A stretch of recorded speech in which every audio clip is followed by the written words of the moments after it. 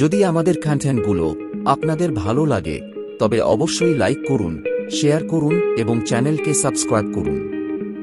Subscribe করার পরে bell আইকনটি অবশ্যই দিয়ে রাখবেন যাতে আগামী সমস্ত ভিডিওর নোটিফিকেশন আপনাদের কাছে পৌঁছে যায়। দেখলাম যে এটা নোয়াখালী সম্বন্ধে সমস্ত আমাদের ধর্মগুরুরা ভার্ডিক্ট দিয়েছে যে যেসব হিন্দুরা জোরপূর্বক ধর্মান্তরিত হয়েছে তারা বিনা প্রায়শ্চিত্ত বা বিনা বাধাতে আবার স্বধর্মে ফিরে আসতে পারবে। তা আমি পরদিন সকাল 8টা-9টায় আমার নোয়াখালী সৌমিনী স্টেশনে নামলাম। নেমে অনেক যারা বড় বড় নেতা তারা তো বড় বড় নোয়াখালীর সব সৌমিনীতে শাহাদের বাড়িতে বা ধনী লোকদের বাড়িতে আসলো। তা আমার সাথে আরও 3-4 জনের পরিচয় হলো। তাদের নাম হলো অমর সরকার আর রমেন চক্রবর্তী আর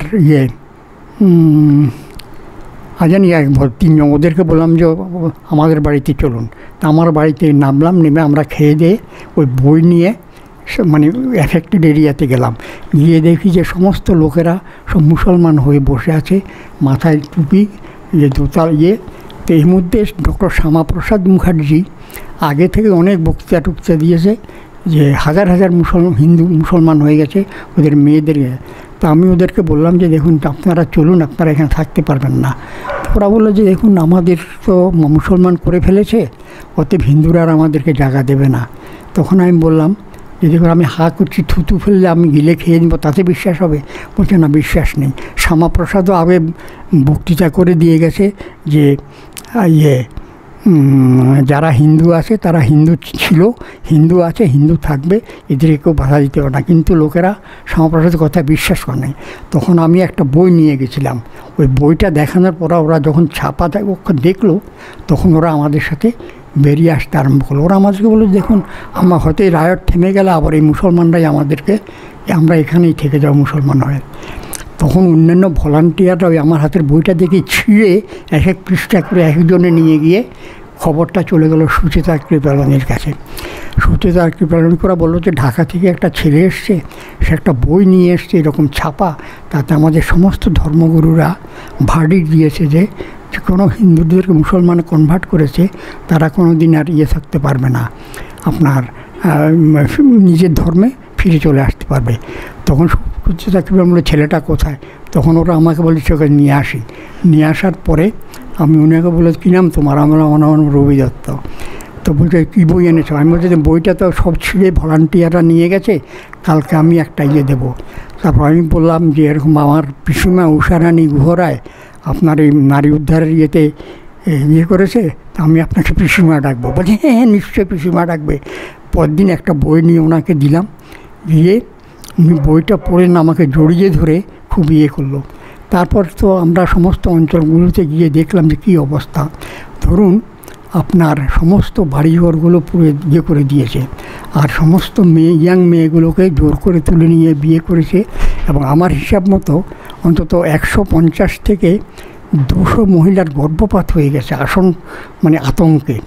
এবং তারপর অসংখ্য মেয়েদেরকে ধরে নিয়ে বিয়ে করেছে। এইসব এসব ডেসক্রিপশানটা পরে অনেকে বই লিখেছে, যেমন সুহাসিনী দাস, অশোকা গুপ্ত, অনেকেই বই লিখেছে এবং সমস্ত বইগুলো আমার কালেকশান আছে এবং ওদের সাথে আমি পরিচিত হই। কিন্তু ওদেরকে আমি পরে জিজ্ঞেসও করেছিলাম যে আপনারা চেপে গেছেন কেন এসব প্রকৃত সত্য। কিন্তু ওরা বলছি যে দেখুন প্রকৃত সত্য প্রচার হলে আরও সাম্প্রদায়িক বাড়বে, এগুলো তো পুরানো ঘাড়ি নেই। কিন্তু আমার হাতে সম্প্রতি একটা বই পড়েছে যে নোয়াখালীর উপরে, যেটা অসাধারণ বই, এর কোনো তুলনা হয় না। যে পরিশ্রম করে ওই বইটা বের করেছে তার কোনো তুলনা হয় না। এবং নোয়াখালীতে যে অত্যাচার হয়েছে সেটা যদি সত্যিকারের হয় তো ওই বইটাই একমাত্র অথেন্টিক। ওই বইটা ছিল লুকোচুরির নেই। বিশেষ করে নির্মল বসুর ডায়েরিটা যে প্রকাশিত হয়েছে সেটা একটা শুভ লক্ষণ। তবে দুঃখের ব্যাপার হলো কি জানেন, যে আমাদের দেশে আমাদের ওখানে ওপার থেকে যারা পালিয়ে এসে তাদের প্রত্যেকের ডিস্ট্রিক্টের একটা করে সম্মেলনী আছে। ইভেন আপনার গ্রামের যেমন গাভা সম্মেলনী, তারপর উল্পু সম্মেলনী তাদেরও হয়। কিন্তু তারা প্রতি বছর একটা পিকনিক করে করে, কিন্তু কোনো দিন ওইসব জন্য কোনো দুঃখ প্রকাশ বা কেন ছেড়েছে সেটা বলে না। তারাও এখন খুবই সেকুলার এবং এই আর কি বলবো, এই হলো মোটামুটি ঘটনা। আচ্ছা স্যার, কটা জিনিস জানার ভীষণ আমার আগ্রহ রয়েছে। নোয়াখালী নিয়ে যখন বইটা আমি শুরু করেছিলাম, আপনার কাছ থেকে প্রচুর তথ্য আমি নিয়ে গিয়ে তারপর বই লেখা শুরু করি। কতগুলো জিনিস হয়তো অনেক সময় বই লিখতে গেলে দেখা যায় যে সেই জিনিসগুলো বাদ চলে গেল, সেগুলো পরের এডিশনে সংযুক্ত করা যায়। আমার কতগুলো জিনিস জানার ভীষণ ইচ্ছা, এবং এটা মানুষও জানবে, যে যেরকম ধরুন বামপন্থী ঐতিহাসিক যারা এটাকে দাঙ্গা বলেছে, এবং যেটাকে আমরা জেনে এসেছি নোয়াখালী দাঙ্গা। কিন্তু যত আমরা নোয়াখালী সম্পর্কে জেনেছি, আপনাদের মতন মানুষদের কাছ থেকে জেনেছি, এটা আমরা জেনেছি যে একতরফা গণহত্যা। কারণ নোয়াখালীতে 18% হিন্দু ছিল আর 82% মুসলিম ছিল। এবং এটাও আমরা জানি যে যারা ওই যুদ্ধে গেছিল, সেই যুদ্ধফেরত যেসব মানে মুসলিম সেনারা ছিল, তারাও গোলাম সারোয়ারের সঙ্গে যুক্ত হয়ে এই নারকীয় গণহত্যাটা করেছিল। এবং এখানে আমাদের বামপন্থী ঐতিহাসিকরা বলে এটা ক্লাস স্ট্রাগল, শ্রেণী সংগ্রাম, কিন্তু আমরা দেখেছি যে এটা সম্পূর্ণ রকমভাবে মানে শুধুমাত্র বর্ণ হিন্দুরা নয়, ওখানকার নমশূদ্র সমাজও একদম ধ্বংস হয়ে গেছিলো। এবং সেই সময় যারা মানে সেই সময়কার নোয়াখালীর জমিদার রাজেন্দ্রলাল চৌধুরীর থেকে শুরু করে সমগ্র যারা পুরো সমাজ ব্যবস্থাটা সেই ধ্বংসের একদম প্রত্যক্ষ করেছিল ধ্বংসটা। তা এই যে জনে জনে বিভিন্ন রকম সমাজে বিভিন্ন মানুষরা আক্রান্ত হয়েছিল, তা মানুষদের একটা ভ্রান্ত চেতনা ছিল যে অমুক জায়গা আক্রমণ হচ্ছে, আমার বাড়ি আক্রমণ হবে না, মানে আমাকে কেউ আক্রমণ করবে না। সেটা অচিরেই মানুষের কিন্তু ভুলটা ভেঙেছিল। এবার আপনি একটু এই তথ্যটা আমাদের একটু প্রকাশ্যে বলুন, যে সেই সময় যারা অত্যাচারিত হয়েছিল, সেই অত্যাচারিত হওয়ার সময় যে হিন্দু মহাসভা এবং শ্যামাপ্রসাদ মুখার্জি, এনাদের ঠিক কীরকম রোল ছিল, এবং কমিউনিস্ট পার্টির কীরকম রোল ছিল ওই নোয়াখালীর বিভিন্ন উপদ্রুত অঞ্চলে?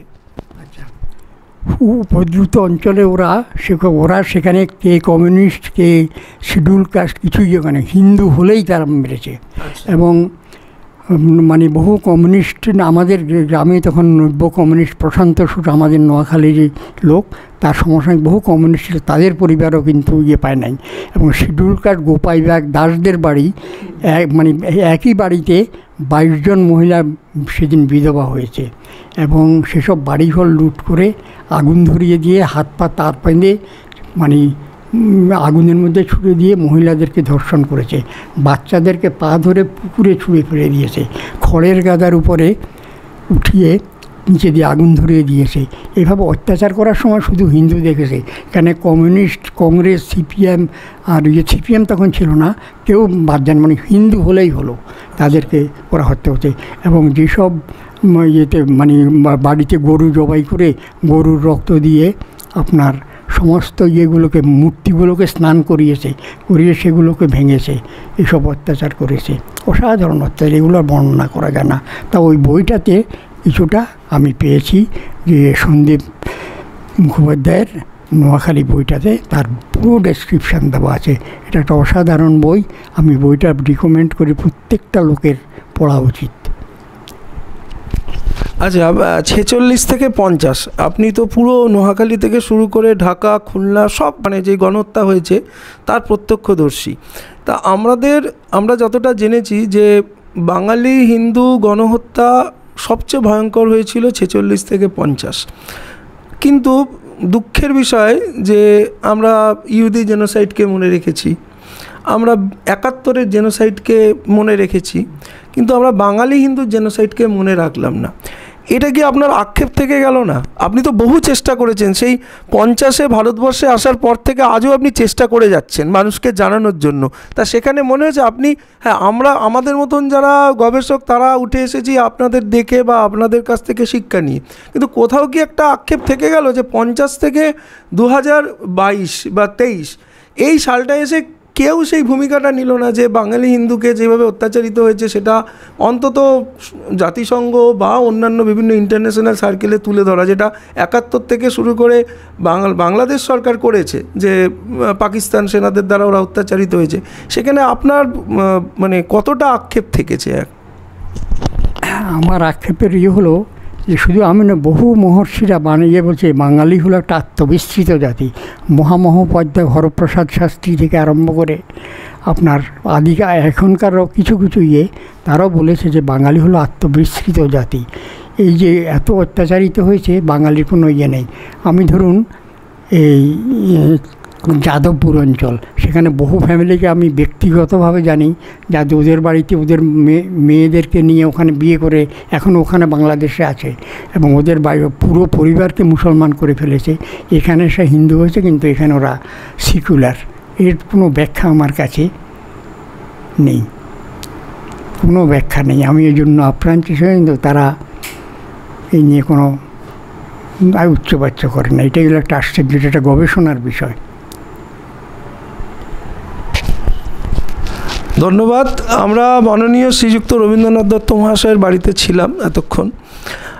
স্যার 1946-50 এই যে গণহত্যাগুলো হয়েছিল তার প্রত্যক্ষদর্শী, সেই মিশনগুলোর সাথে উনি যুক্ত ছিলেন, প্রচুর মানুষকে তিনি বাঁচিয়েছিলেন। 50 থেকে আজ পর্যন্ত উনি বিভিন্ন গবেষণাপত্র রচনা করেছেন, মানুষকে জানানোর চেষ্টা করেছেন যে মানুষটাকে হয়তো অনেক অনেক সম্মানিত করা যেত। দুঃখের বিষয় আমাদের ভারতবর্ষে যে আজ পর্যন্ত মানুষটি যে গবেষণাগুলো করেছেন তার উপর ভিত্তি করে তাকে আজ পর্যন্ত সেই সম্মান আমরা কেউ দিতে পারিনি। এটা আমাদের আক্ষেপের বিষয়।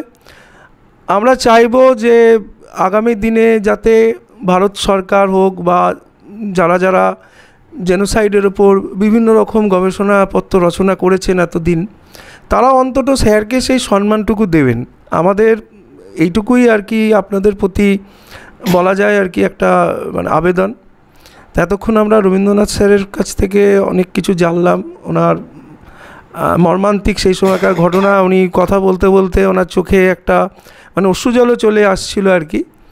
তা ওনার অনেক বয়স হয়েছে, আমরা স্যারকে অনেক অনেক ভালোবাসি, সম্মান করি। উনি ভালো থাকুক, আরও নতুন নতুন গবেষণা উনি রচনা করুক, এবং আমরা সেইগুলি মানে পাঠক হিসেবে আরও স্যারের কাছ থেকে পেতে চাই। আজকে এইটুকুই। আগামী দিনে আবার স্যারের কাছে হাজির হব অন্য কোনো বিষয় নিয়ে। তার গবেষণার বিভিন্ন বিষয় রয়েছে, প্রচুর তথ্য রয়েছে, সেই তথ্য নিয়ে। ধন্যবাদ।